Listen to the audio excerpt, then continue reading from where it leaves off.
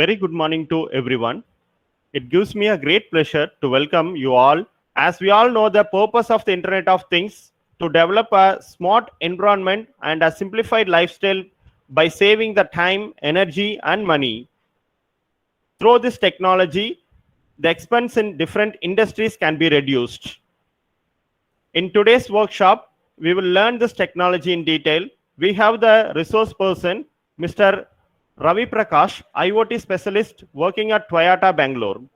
He is an experienced IoT lead consultant with more than 8 years of experience in embedded Internet of Things and cloud computing platform. So he is involved in the end-to-end design and development of IoT solutions for various sectors like industry automation, transportation, environmental, and infrastructure. He is an expert speaker who is always willing to explore the new technology setup and IoT innovation lab at various industries and academic institutions. Being an Internet of Things expert, he is popularly known as an IoT enabler and currently working as senior IoT project consultant. He has delivered motivational speech on Internet of Things in various universities, and he trained more than thousands of students in embedded and IoT technologies. So I welcome Mr. Ravi Prakash to take over this session. Over to you, sir. Thank you. Yeah, thank you, sir. Thank you so much for your introduction. And I again once again I welcome you all for this IoT session.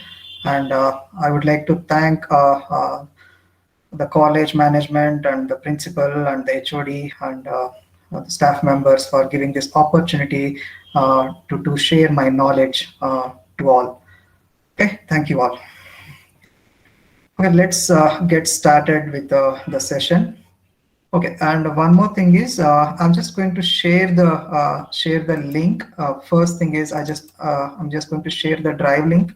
I request you all to download the material for the session, and so that it helps in understanding the topics, and during the hands-on session you can parallelly can start doing the hands-on session whoever it is possible.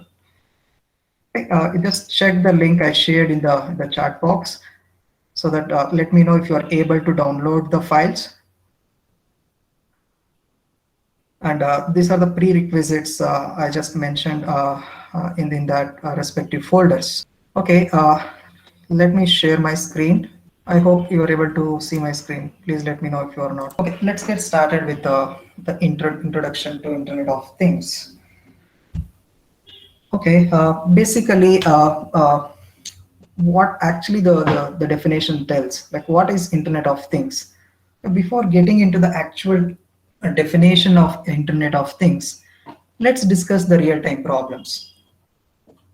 And also let's discuss upon how important the data is going to be in the present trends. For example, I can take a real-time example in connecting the things. If you can observe in the current trends, how the things are connected. The prediction says that in the next 2 or 3 years, there is a minimum 5 to 10 sensors is going to be connected around us. I can say connected devices. If you can go back to the 5 years, 5 years back, there is a huge transformation in terms of the e-commerce websites. If you can see, there are hundreds of mobile apps which is running in your mobile phone, where you are going to generate minimum 1 GB of data every day. Why I'm talking this is how much important the data is. We are in the era where data is going to play an important role.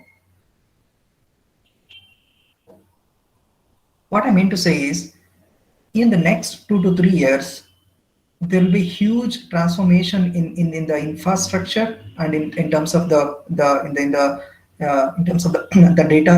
data handling, and also in terms of the device connectivity. What I mean to say is, the IoT is going to play a big role in the present trends.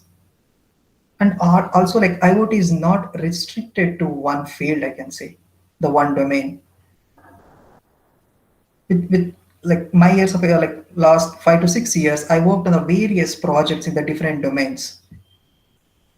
It may be asset tracking, environmental monitoring, agricultural monitoring, smart building, smart electric vehicles. Now you can see like I think you might have already seen like we are seeing there are like n number of companies they have started actively working on the e-vehicles, and all these electric vehicles is IoT enabled in the future. Basically, like what actually this IoT stands for. I know some of the people are aware of this technology, but some are from the from the basics. Like I just want to give the more clarity on this. Let us consider a real-time example. Let's have something like in your home, which is the device which is running in your home. Let's consider a water heater. You just consider like you just forgot to switch off the water heater and you just come out of the home for like in the office hours. Like basically consider like there are 6 to 8 hours the water heater is on due to just lack of awareness or just forgot to switch off the water heater. Just imagine like how much power is getting dissipated from the water heater.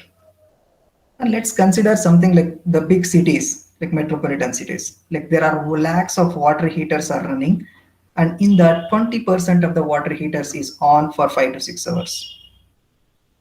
Just imagine like how much power is getting dissipated. Cannot even imagine, right? Like the survey says you can deliver that power to 100 villages 1 week with free of cost. Did you get my point? What I mean to say is that much power we are dissipating already just because of lack of awareness or just because we just forgot to switch off the water heater. Just think of like such use cases. There are many business problems like this.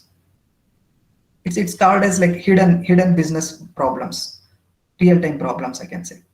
And how this Internet of Things helps in transforming the existing business problems to the next level of engaging the devices with the real-time data collection. What actually the survey says is the IoT is Internet of Things is going to be key to the digital transformation, I can say. I think you are all aware of the company called as Rolls-Royce.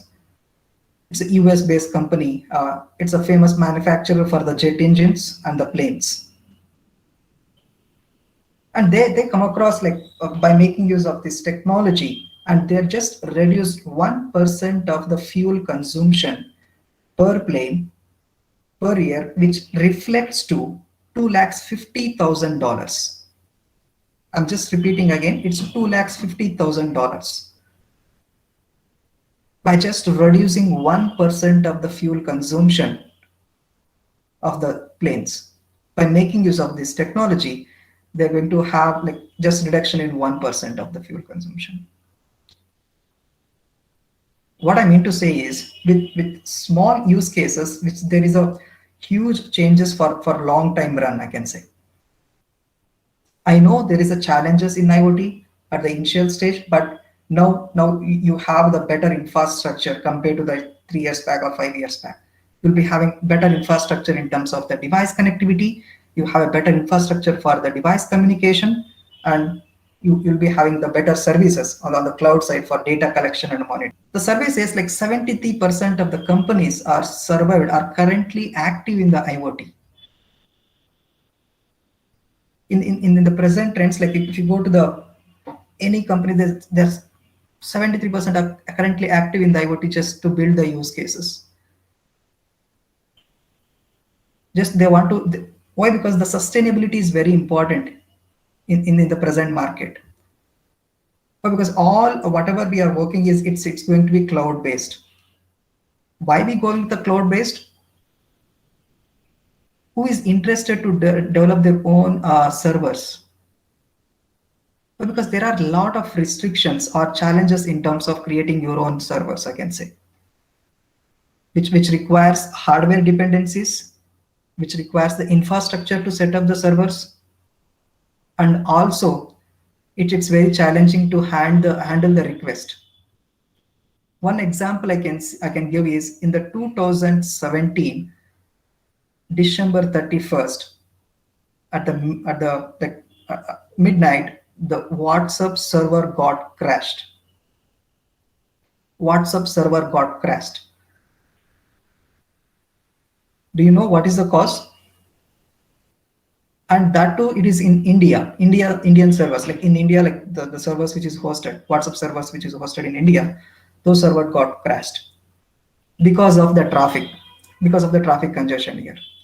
Millions of requests are coming to the server, and the server is incapable of handling those number of requests, so that it got crashed. I'm talking about only billions of mobile phones which is connected to the cloud, or I can say like connected to the internet. Maximum we have 8 billion mobile phones which is connected around the world. What if there is a billions of IoT devices is connected? Just imagine how much data is going to be generated, I can say. It's going to be huge, right? Which means that the prediction says there are going to be like 25 to 50 billion devices is going to be on board in next couple of years. And also it's very important to understand the data collection and data monitoring. It doesn't mean that IoT is just collecting the data remotely, we are going to monitor it. Again, there are a lot of considerations whenever you're going to deal with the IoT data, or whenever you're going to implement any of the IoT use cases. Since you are using the cloud services to implement the IoT use cases, definitely they are going to have some pricing for each and every services, whatever you are going to use on the cloud side, so that there is an effective way of implementing the IoT use cases. Let me give an example.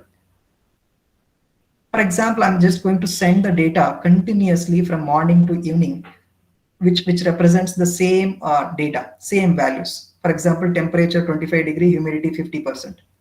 Is it really necessary to send the same data to the cloud? No. Which means that we have to effectively build the logic on the device end. Only like the insights, the data insights has to be sent to the cloud. What I mean to say is there are a lot of considerations whenever you're going to implement any IoT use cases. For example, I can give is home automation. You can build end-to-end home automation using IoT-based services, with integrating with the cross platforms like voice-based assistant services like Google or Alexa. I can say, hey Google, turn on the light, so that it will triggers the respective IoT endpoint and it can start sending the commands to the end devices. And these products is already available. I will show one use cases with the smart bulbs where you can just start controlling through mobile applications. So what I mean to say is, you can see these numbers. Numbers says like most of the companies, they started working on this IoT use cases or IoT technologies, which is going to be definitely like key to the digital transformation. Like 60% of those working on IoT are aiming to grow the revenue and the profits. 50% in the reduction in the downtime with predictive maintenance, which means that predictive maintenance means like I just want to predict the data, like or insights, like when the device is getting failed or when the device is sending an alert. For example, assume that there is a big machine. I just worked one of the project. It's a big machine, and production of the machine is 100 to 200 units per minute.